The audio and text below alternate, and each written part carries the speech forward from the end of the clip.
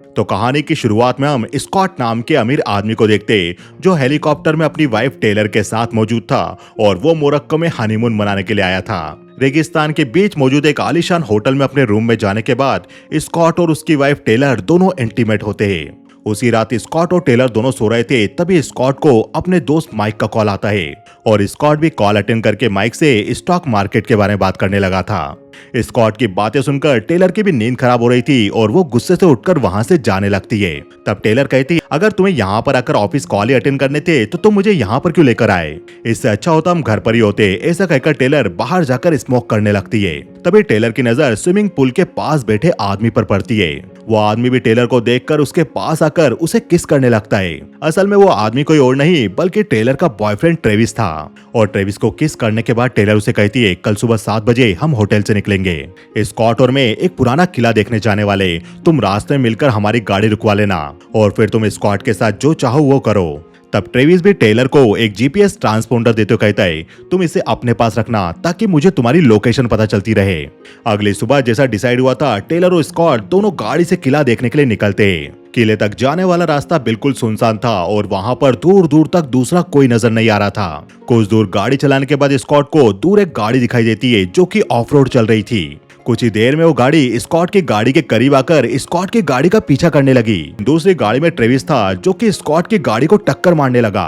Scott की गाड़ी काफी तेजी में थी और वो ट्रेविस से बचने के लिए अपनी गाड़ी को टीले पर चढ़ा देता है और ब्लाइंड स्पॉट होने के कारण आगे स्कॉट को कुछ दिखाई नहीं दे रहा था। जब गाड़ी ढलान से उतरते हुए जंप करती है तभी अचानक से गाड़ी के सामने कोई आदमी आकर गाड़ी रोकने के लिए बोल रहा था, पर स्कॉट की गाड़ी काफी तेज होने के कारण उसकी गाड़ी आदमी को कुचलते हुए आदमी के पीछे खड़ी हुई सामान से भरी बस से बुरी तरह से जाकर टकरा गई और बस के पीछे खड़ा एक आदमी भी बस के नीचे आ गया। वहां मौजूद लोग को समझ पाते तभी वहां पर तेज रफ्तार से ट्रेविस की गाड़ी भी आ गई थी और ब्लाइंड स्पॉट होने के कारण ट्रेविस को भी आगे का कुछ दिखाई नहीं देता। तब एक आदमी गाड़ी के सामने आकर ट्रेविस को गाड़ी रोकने के लिए कहता है। तब ट्रेविस ने उस आदमी को बचाने के लिए अपनी गाड़ी से कंट्रोल खो दिया और ट्रेविस की गाड़ी भी पलटकर वहां खड़ी दूसरी एक गाड़ी से जा टकराती है जिसमें लोग मौजूद थे। अब यह जगह एक क्रैश साइट बन चुकी थी जहां पर 3 गाड़ियां आपस में टकराकर तहस नहस हो चुकी थी। उसी साइट पर हथकड़ी पहने हुए ओमार नाम का आदमी भी मौजूद था। ओमार एक्सीडेंट हुई बस के पास जाकर उसके नीचे दबे हुए आदमी का हथकड़ी के जरिए गला घोटने लगा। वो आदमी कुछ बोल पाता उससे पहले ही ओमार ने उसे गला घोट के मार दिया और ओमार को ये सब करते हुए दूसरी गाड़ी में फंसा हुआ अय्यूब नाम का आदमी भी देख रहा था। एक्सीडेंट के कारण अय्यूब बुरी तरह से घायल था और ओमार भी अय्यूब को देखकर समझ गया कि अय्यूब ने उसे उस आदमी को मारते हुए देख लिया। अय्यूब की गाड़ी के पीछे वाली सीट पर एक लेडी एक छोटे बच्चे के साथ मौजूद थी और गाड़ी का दरवाजा ना खुलने के कारण वो भी गाड़ी में फंस चुकी थी। अब ओमार ने जिस आदमी को मारा था वो उसकी जेब से हथकड़ी की चाबी निकालकर अपने हाथों की हथकड़ी खोल देता है। ओमार ने उस आदमी की जेब से गन और उसका पर्स निकालकर भी अपने पास रख लिया। किसी तरह से स्कॉट और टेलर भी गाड़ी से बाहर निकल आते और स्कॉट बस के नीचे फंसे हुए आदमी को देखकर ओमार से पूछता है, क्या ये मर गया है? तब ओमार भी स्कॉट के सामने शरीफ बनने की कोशिश करने लगा और कहने लगा, हाँ ये नहीं रहा। यह देखकर स्कॉट गाड़ी में फंसी ऑड्री नाम की लेडी के पास जाता है जिसके पास बच्चा भी मौजूद था। स्कॉट ऑड्री से वो बच्चा लेकर टेलर को देकर किसी तरह से ओमार की हेल्प लेकर गाड़ी के दरवाजे को खोल दिया। अय्यूब को गाड़ी से निकालने के बाद स्कॉट और ऑड्री अय्यूब को भी गाड़ी से निकालने की कोशिश करने लगे। स्कॉट रॉड की मदद से फंसे हुए दरवाजे को खोलने लगा।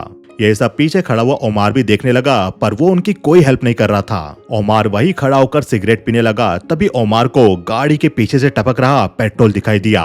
काफी कोशिश के बाद भी स्कॉट अय्यूब को बाहर नहीं निकाल पाता। तब स्कॉट अय्यूब को छोड़कर ट्रेविस की गाड़ी के पास जाने लगा। यह देखकर ऑड्री अय्यूब को अकेले ही निकालने की कोशिश करने लगी। ओमार भी ये देख रहा था और वो गाड़ी के पीछे टपक रहे पेट्रोल के ऊपर अपनी सिगरेट फेंककर वहां से दूर हट गया। ट्रेविस अभी भी जिंदा था इसलिए स्कॉट उसे भी गाड़ी से निकालने की कोशिश करने लगा और ओमार की मदद से उसने उसे गाड़ी से बाहर निकाल लिया और स्कॉट ट्रेविस की तलाशी लेने लगा। तभी स्कॉट को ट्रेविस के हाथ में वैसी घड़ी नजर आती है जैसी घड़ी उसने भी पहन रखी थी। स्कॉट टेलर को भी ये घड़ी दिखाता है क्योंकि वो घड़ी स्कॉट को टेलर ने गिफ्ट की थी। आगे ट्रेविस की गाड़ी से तलाशी लेने पर स्कॉट को एक जीपीएस भी मिल गया और स्कॉट टेलर को बताता है, ये देखो, ये आदमी हमारा पीछा करके हमारे पास यहाँ तक आया। इसी एक्सीडेंट साइट से कुछ दूरी पर साले नाम का आदमी दूरबीन के जरिए एक्सीडेंट साइट पर होने वाली सारी घटनाओं पर नजर बनाए हुए था। ऑड्री अभी भी अय्यूब की गाड़ी का दरवाजा खोलने की कोशिश करने में लगी थी। तभी ऑड्री देखती है कि गाड़ी के पीछे ऑयल ने सिगरेट के कारण आग पकड़ ली और ये आग तेजी से बढ़ने लगी। ये देखकर ऑड्री भी चिल्लाने लगी। तभी स्कॉट और बाकी लोग दौड़कर गाड़ी के पास पहुंचते, तब तक आग काफी बढ़ गई थी। तभी स्कॉट अपनी गाड़ी से पानी की बोतलें निकालकर अय्यूब पर पानी डालने लगा। तभी ओमार एक लोहे की रॉड उठाकर अय्यूब के सर पर एक के बाद एक हमला करने लगा। अपनी आंखों के सामने ये सब देखकर ऑड्री चीखने लगी और स्कॉट ने उसे पकड़ रखा था, क्योंकि अय्यूब आग की लपटों से पूरी तरह से घिर चुका था और अय्यूब जिंदा ना जले, इसलिए स्कॉट भी ओमार को अय्यूब को मारने से नहीं रोकता। अय्यूब को मारने के बाद अय्यूब की गाड़ी पूरी तरह से जल गई और स्कॉट भी अपने मोबाइल में सिग्नल ढूंढने लगा।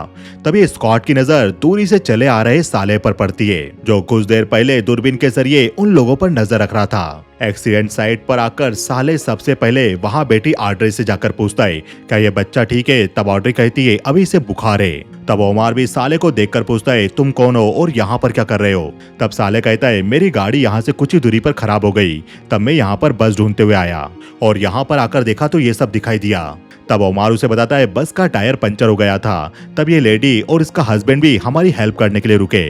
तभी ये दो अमेरिकन तेज रफ्तार से गाड़ी लेकर आए और हमारी गाड़ी में एक्सीडेंट कर दिया। ये सारी बातें सुनकर स्कॉट साले से कहता है, पता नहीं इसने तुमसे क्या कहा, पर वो आदमी मुझे और मेरी वाइफ को मारने के लिए मेरा पीछा कर रहा था। उससे जान बचाने के लिए तेज रफ्तार से हमें गाड़ी चलानी पड़ी और ये एक्सीडेंट हो गया। तुम कहाँ पर रहते हो और यहाँ से गांव कितनी दूर है? तब साले उन्हें बताता है, यदि तुम बाइक से जाओगे तो गांव तक पहुँचने में 5 घंटे लगेंगे। और ओमार कहता है, हमें यहाँ से निकलने के बारे में सोचना होगा, हमें इस गाड़ी के इंजन को स्टार्ट करना होगा। स्कॉट को ओमार के प्लान में दम नहीं लगता और वो कहता है, इससे हमारा काफी टाइम वेस्ट होगा। मेरे हिसाब से तो हमें थोड़ी दूरी पर जाकर टायर जलाना चाहिए, कोई धुएं को देखेगा और वो हमारी हेल्प करने के लिए आएगा। यह सुनकर ऑड्री कहती है, मेरे बच्चे को बुखार है और ना यहाँ पर खाना है और ना ही मेडिसिन, हमें जितना जल्दी हो सके यहाँ से निकलना पड़ेगा। यह सुनकर ओमार कहता है, तो जो भी जरूरत का सामान मिले उन्हें इकट्ठा करो। और यह सुनकर सभी लोग काम में जुट गए। साले भी एक्सीडेंट साइट पर घूमकर कुछ ढूंढने लगा। तभी साले को बस के ऊपर रखा हुआ एक बैग नजर आया। तब साले उस बैग को उतारकर खोलकर देखता है तो उस बैग के अंदर एक आदमी की बॉडी थी, जिसके अंदर काफी बू आ रही थी। बॉडी के पॉकेट सर्च करने पर साले को बॉडी के पास से इंटरपोल का एक अरेस्ट वारंट मिलता है और ये सर्च वारंट ओमार नाम के उसी आदमी के नाम पर था, जो एक्सीडेंट साइट पर उन लोगों के साथ मौजूद था। असल में ओमार एक स्मगलर था, इसीलिए पुलिस उसे पकड़ कर ले जा रही थी। साले उन दोनों डॉक्यूमेंट को अपने पास में रखकर बॉडी के पास मिली टूथपेस्ट की ट्यूब देखने लगा। उस टूथपेस्ट की ट्यूब में डायमंड निकले और साले उन डायमंड्स को देखने लगा। ओमार साले के करीब आने लगता है, तब तक साले डायमंड को अपने पास छिपाकर कहता है, यहाँ पर ये बॉडी मिली। उस बॉडी को देखकर ओमार भी उस बॉडी की तलाशी लेने लगा, क्योंकि वो डायमंड उसी के थे और वो एक्सीडेंट साइट पर उन्हीं को ढूंढ रहा था, पर उसे बॉडी के पास कुछ नहीं मिलता। तब बॉडी को देखकर ऑड्री कहती है, इसे तो गोली लगी है। साले खंडर में जाकर बच्ची के लिए कपड़ा बांध देता है और बेहोश ट्रेविस को भी वो लोग वहीं पर ले जाकर लेटा देते। अब ओमार, साले, ऑड्री और टेलर ये चारों मिलकर गाड़ी को सीधा करने की कोशिश में लग जाते, लेकिन वो गाड़ी को पलट नहीं पाते और ये सब दूर बैठा स्कॉट भी देख रहा था। तभी स्कॉट की नजर अपने सामने रखी हुई जैक पर पड़ती है और स्कॉट उस जैक को साले को जाकर देता है। तब वो लोग गाड़ी के नीचे जैक लगाकर गाड़ी को पलटने में कामयाब हो गए और ओमार गाड़ी को स्टार्ट करने की कोशिश करने लगा, पर वो गाड़ी स्टार्ट नहीं हो रही थी। तब साले इंजन में कुछ करके किसी तरह से इंजन को स्टार्ट कर देता है। अब गाड़ी का इंजन परफेक्टली काम करने लगा, इसलिए ओमार भी गाड़ी से उतरकर पानी की बोतलें इकट्ठा करने लगता है। एक बोतल टेलर के हाथ में थी, वो उसे भी छीन लेता है और ये देखकर स्कॉट उसे रोकने की कोशिश करता है। तब ओमार साले और स्कॉट से कहता है, जो भी मेरे हिसाब से नहीं चलेगा मैं उसे यहीं छोड़ दूंगा। और ऐसा कहकर ओमार साले और स्कॉट को गन दिखाने लगा। जब ट्रेविस को होश नहीं आया तो टेलर उसकी नाक दबाकर उसे मारने की कोशिश करने लगी, ताकि ट्रेविस स्कॉट को सच न बता दे कि टेलर के साथ ही मिलकर उसने स्कॉट को मारने का प्लान बनाया था। तभी वहां ओमार आकर टेलर को ट्रेविस को मारने की कोशिश करते हुए देख लेता है और ओमार को देखकर टेलर भी घबरा गई, लेकिन ओमार टेलर को पानी की बोतल देकर वहां से हंसते हुए निकल गया। तभी खंडर की तरफ से ऑड्री आकर बताती है, जो आदमी बेहोश पड़ा था उसे होश आ गया। तभी स्कॉट वहां पर आकर टेलर को ट्रेविस से बात करते हुए देख लेता है और स्कॉट टेलर से पूछता है, तुम इससे क्या बात कर रही थी? तब टेलर कहती है, मैं इससे इसका नाम पूछ रही थी। तब स्कॉट कहता है, नहीं, तुम इससे कुछ बातें कर रही थी। अगर तुम्हें इस आदमी का नाम जानना है तो वो मैं भी बता सकता हूँ। ऐसा कहकर स्कॉट ट्रेविस का नाम, उसके घर का पता और उसने पहले कहाँ-कहाँ जॉब की है वो सब कुछ बता देता है। स्कॉट कहता है, ट्रेविस इससे पहले कंस्ट्रक्शन का काम किया करता था और तब ये न्यूयॉर्क में मेरे घर पर कुछ काम करने के लिए आया था और वहीं पर इसकी मुलाकात मेरी वाइफ टेलर से हो गई, जहां पर मेरी वाइफ ट्रेविस के करीब आई और मेरी वाइफ ने इसे उकसाना शुरू कर दिया इससे अपना काम करवाने के लिए। तब टेलर कहती है, मुझे नहीं पता तुम क्या बोल रहे हो, मैं तो इस आदमी को जानती भी नहीं। तब स्कॉट अपने पास से मोबाइल निकालकर टेलर और ट्रेविस की हुई सारी बातें सुनाता है जो कल रात वो दोनों मोरक्को के होटल में कर रहे थे, जिसमें टेलर ट्रेविस को बता रही थी, हम लोग कल किला देखने जाएंगे, तभी तुम हमारी गाड़ी रुकवा लेना और स्कॉट का काम खत्म कर देना। ये रिकॉर्डिंग सुनाकर स्कॉट कहता है, ट्रेविस पिछले कुछ हफ्तों से मेरे लिए काम कर रहा है। मैंने इसे मेरे लिए काम करने का ऑफर दिया और पैसों के लिए तुरंत मान गया। यह सुनकर टेलर गुस्सा होकर ट्रेविस को मारने लगती है और ये सब देखकर स्कॉट हंसने लगा। तब टेलर स्कॉट से पूछती है, यदि तुम्हें सब कुछ सच पता था तो तुमने मुझसे शादी क्यों की? स्कॉट कहता है, क्योंकि मैं तुमसे प्यार करता था और अभी भी करता हूँ। मुझे लगा था मैं तुमसे शादी करूंगा तो तुम ये सब छोड़ दोगी, लेकिन मैं गलत था। और दूसरा कारण तुम्हें लाने का यहाँ पर यह था कि यहाँ के कानून के हिसाब से पति की हत्या की साजिश के लिए 25 साल तक की सजा मिल सकती है। अब तुम्हें आगे के 25 साल यहाँ की जेल में गुजारने पड़ेंगे। स्कॉट के मुंह से सारी बातें सुनकर टेलर वहां से गुस्से से चली जाती है। अब आगे स्कॉट, ओमार, ट्रेविस साले चारों गाड़ी को ठीक करने में लग गए थे और टेलर ऑड्री के साथ थी जो अपने बच्चे को संभाल रही थी। तब टेलर ऑड्री से कहती है, मुझे लगता है इसे भूख लगी है। ऑड्री कहती है, मुझे पता है, लेकिन मैं इसे दूध नहीं पिला सकती क्योंकि ये मेरा बच्चा नहीं है। मैं इस बेबी के पिता से जेल में मिली जब इसके पिता जेल में थे। तब इसके पिता के किसी फ्रेंड ने जज को पैसा देकर उसकी जमानत करवा दी। जब वो जेल से बाहर आया तो उसने देखा कि उसकी प्रेग्नेंट वाइफ उसका सारा पैसा लेकर कहीं भाग गई उसके बच्चे को जन्म देने के लिए। जब इसके पिता को यह बात पता चली तो वो पागल हो गया।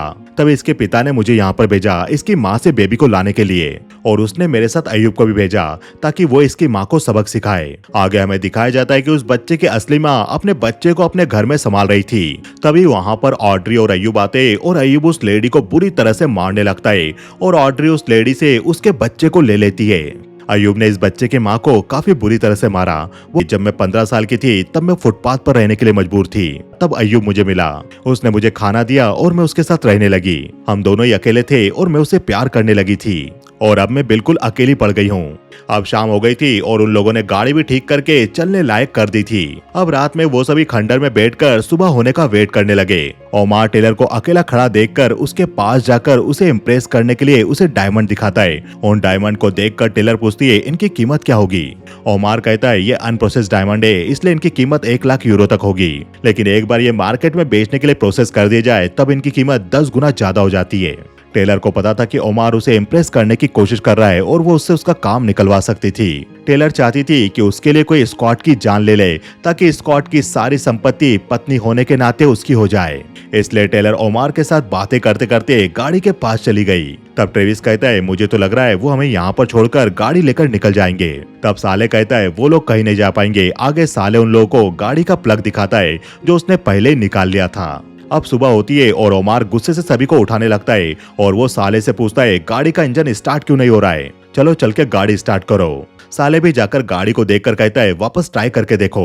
ओमार गाड़ी को स्टार्ट करता है तो गाड़ी अब स्टार्ट हो गई।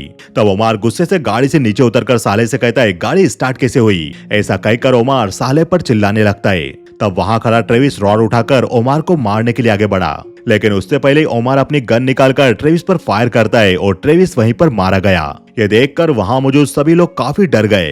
तब ओमार साले पर गन अड़ा के उसे उसकी पॉकेट से सब कुछ निकालने के लिए कहता है। साले ने भी पॉकेट से सामान निकालते हुए ओमार का एक हाथ पकड़कर वहीं पर तोड़ दिया। तब ओमार भी साले को धक्का देकर उस पर फायर करने वाला था, लेकिन उससे पहले साले अपने पाँव में छिपाई हुई गन निकालकर ओमार पे 2-3 फायर करके उसे वहीं पर मार गिराया। अब साले को इस रूप में देखकर सभी लोग हैरान हो गए। तब साले स्कॉट को इंटरपोल का अरेस्ट वारंट दिखाते हुए कहता है, ओमार एक वेपन और डायमंड स्मगलर था और पुलिस भी इसे काफी समय से तलाश रही थी। ये यहीं आसपास के गांव में छिपकर बैठ गया और पुलिस को इसकी टिप मिली। तब 3 पुलिस वाले इसे पकड़ने के लिए गए, उसमें से एक पुलिस वाले को इसने वहीं पर मार दिया।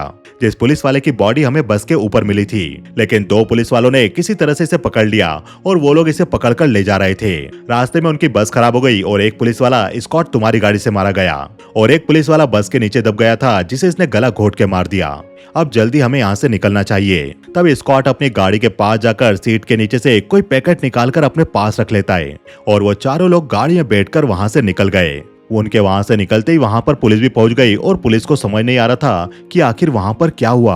स्कॉट भी साले से कहता है, तुमने आज उस आदमी से हम सभी को बचा लिया, मेरी वाइफ को भी। तुम क्या करते हो जो तुमने इतनी आसानी से गन चला दी? साले कहता है, मैं 2 साल आर्मी में रह चुका हूँ और 5 साल सिक्योरिटी फर्म के लिए काम कर चुका हूँ और इसी दौरान मैंने एक गाड़ी सुधारने वाली स्किल भी सीख ली। साले उस गाड़ी को गाँव में रोककर अपने दोस्त के पास दूसरी गाड़ी लेने के लिए जाता है और स्कॉट टेलर से कहता है, मैंने तुम्हें सब कुछ दिया पर तुम नहीं बदल पाई। यह सुनकर टेलर वहां से जाने लगती है और स्कॉट कहता है, तुम कहाँ जा रही हो? टेलर कहती है, मैं बाथरूम जा रही हूँ, क्या उसके लिए भी तुमसे परमिशन चाहिए होगी?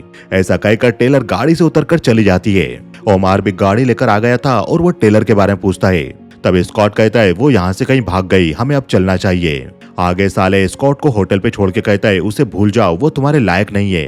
यह सुनकर स्कॉट अपने रूम में जाकर देखता है तो उसका सारा सामान बिखरा हुआ था। टेलर ने सेफ ओपन करके स्कॉट का पासपोर्ट भी फाड़ दिया और वो उसके डॉक्यूमेंट लेकर चली गई।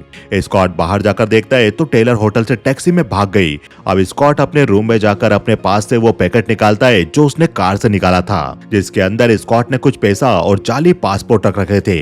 ऑड्री भी साले के साथ थी और वो साले को बताती है, मैं मार्शल में रहा करती थी। एक दिन जब मैं घर पर आई तो मैंने देखा मेरा हस्बैंड मेरे बच्चे को लेकर कहीं भाग गया, इसलिए मैंने उस जगह का पता लगाया जहां पर मेरा हस्बैंड रहने लगा था। मेरा हस्बैंड काम करने के लिए बाहर गया था और मेरा बच्चा नौकरानी के पास था। मैंने मौका देखा और मैं मेरे बच्चे को चुरा कर ले आई। स्कॉट भी होटल के रिसेप्शन पर था और वो अपना फोन चार्ज करके स्पाई कॉन्टेक्ट नाम की एप्लीकेशन से अपनी वाइफ का पता लगा लेता है और इस तरह से उसे टेलर की लोकेशन पता चल गई थी। ऑड्री भी एक होटल में रुककर सिरिल नाम के आदमी को कॉल करके कहती है, मैं प्रॉब्लम में फंस गई हूँ, तुम्हारा बच्चा अभी मेरे पास है, लेकिन अय्यूब कार एक्सीडेंट में मारा गया और अभी मेरे साथ एक आदमी भी है जो तुम्हारे बच्चे को संभाल रहा है। उसके पास करोड़ों के डायमंड से वो डायमंड्स हम ले सकते हैं, लेकिन एक प्रॉब्लम है, उसके पास हथियार भी है। तब सिरिल ऑड्री को प्लान बताता है कि उसे अब क्या करना है। आगे ऑड्री साले को जाकर कहती है, यहीं पास ही में मेरा दोस्त सिरिल रहता है जिसके पास बोट भी है, वो मुझे मार्शल तक छोड़ देगा, उसने तुम्हें भी डिनर के लिए बुलाया है। दूसरी तरफ पुलिस भी एक्सीडेंट साइट पर मौजूद स्कॉट और टेलर की कार का पता लगाकर होटल तक पहुंच गई और होटल में जाकर स्कॉट और टेलर के बारे में पूछताछ करने लगी। ऑड्री भी साले को लेकर कहीं जाने लगती है और वो एक घर के बाहर जाकर घर की बेल बजाती है। उसी वक्त सिरिल साले पर रॉड से हमला करके उसे मारने लगता है और काफी मारने के बाद उसे डायमंड लेकर गन से फायर करने वाला था। तभी वहां से कुछ लोग गुजरने लगे और सिरिल उन्हें देखकर रुक गया। लोगों के जाने के बाद सिरिल देखता है तो साले वहां पर मौजूद नहीं था। वो आसपास भी ढूंढता है पर साले उसे नहीं मिलता। तब सिरिल अपने बच्चे को लेकर ऑड्री के साथ वहां से जाने लगा और सिरिल बच्चे से कहने लगा, तुम्हारी माँ तुम्हें मुझसे छीन कर ले गई, पर मैं तुम्हारी माँ को सबक सिखा के तुम्हें वापस ले आया। तब साले भी पीछे छिपकर उन दोनों का पीछा करने लगा। तभी साले को बुरखे में आ रही लेडी की सैंडल दिखाई दी और साले उसे पहचान गया। तब ऑड्री उस बुरखे वाली लेडी की तरफ इशारा करती है और वो लेडी अपने पास से गन निकालकर सिरिल पर फायर करके उसे वहीं पर मार देती है। ऑड्री भी ये देखकर सिरिल के पास से डायमंड निकालने लगती है। तभी साले भी आगे आकर उस बुरखे वाली लेडी का हाथ पकड़कर उसे धक्का देता है और साले देखता है कि वो लड़की कोई और नहीं बल्कि टेलर थी जो अब बेहोश हो चुकी थी। टेलर और ऑड्री ने हीरे लेने के लिए साथ में मिलकर ये प्लान बनाया था। ऑड्री हीरे निकाल रही थी तभी साले उस पर गन अड़ा देता है और साले बच्चे को एक तरफ रखवाकर ऑड्री से डायमंड मांगता है। तब ऑड्री भी साले को डायमंड के दोनों पैकेट देती है। तब साले कहता है, जिस लेडी के पास से तुमने बच्चा चुराया है वो मेरे जीने की इकलौती उम्मीद है, मैं उससे प्यार करता हूँ। मैं इस बच्चे को अपना बच्चा समझ के पाल रहा था और जब मैंने देखा कि तुमने इस बच्चे की माँ को इतना मारा कि वो मरने के करीब पहुँच गई, तब मैंने अपने आप से प्रॉमिस किया था मैं तुम लोगों को नहीं छोड़ूंगा। साले उस लेडी से प्यार करता था जिस लेडी का वो बच्चा था और वो लेडी अपने पति को जेल में भिजवाकर साले के पास रहने आ गई थी। जब साले ने घर जाकर उस लेडी की यह हालत देखी तो उसे रहा नहीं गया। साले ऑड्री को मारने वाला था तो ऑड्री रोने लगी। तब साले ऑड्री के हाथों को रस्सी से बांधकर उससे कहता है, तुम्हारी जगह मोरक्कन जेल में है जहाँ पर तुम गॉड से रोज प्रे करोगी कि मैंने तुम्हें मारा क्यों नहीं। ऐसा कहकर साले उस बच्चे और ऑड्री को लेकर वहाँ से जाने लगता है, लेकिन साले देखता है कि टेलर अब वहाँ से भाग चुकी थी। टेलर एक किले पर पहुंच गई थी जो कि टूरिस्ट प्लेस था। तभी स्कॉट वहां पर आकर टेलर पर चाकू अड़ा के कहता है, चुपचाप मेरे साथ चलो नहीं तो यहीं पर मार दूंगा। आगे स्कॉट टेलर को एक कोने पर ले जाकर कहता है, तुम मुझसे प्यार करती थी। तब टेलर कहती, हाँ मैं तुमसे कभी प्यार क्या करती थी, लेकिन अब मैं तुमसे नफरत करती हूँ। मैं तुम्हारे साथ रहने से अच्छा मरना पसंद करूंगी। ये सुनते ही स्कॉट अपने हाथ की छुरी को टेलर के पेट में डाल देता है और टेलर को वहीं पर बिठाकर स्कॉट चुपचाप टूरिस्ट के साथ निकल जाता है। दूसरी तरफ साले भी अपनी गर्लफ्रेंड को कॉल करके कहता है, तुम्हारा बेबी बिल्कुल ठीक है और वो अभी मेरे साथ है। यह सुनकर साले की गर्लफ्रेंड खुशी के मारे रोने लगती है। साले ने ऑड्री को भी पुलिस को सौंप दिया था और अब किले पर पुलिस भी आ गई थी क्योंकि उन्हें टेलर की बॉडी मिली थी। वहीं पर साले भी मौजूद था जो टेलर की बॉडी को देख लेता है और साले वहीं टूरिस्ट बस में बैठकर जाने वाले स्कॉट को भी देखकर इशारा करता है।